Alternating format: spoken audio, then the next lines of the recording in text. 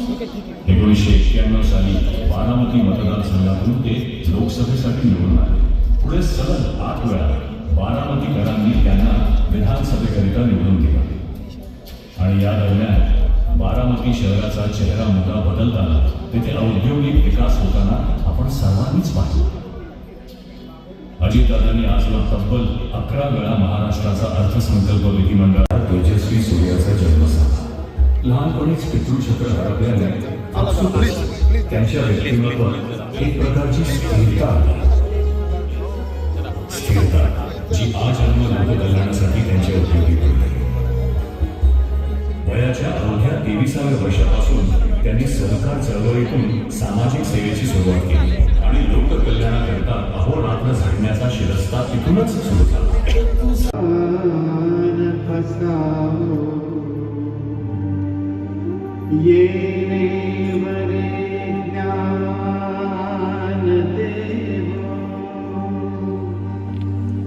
सुखिया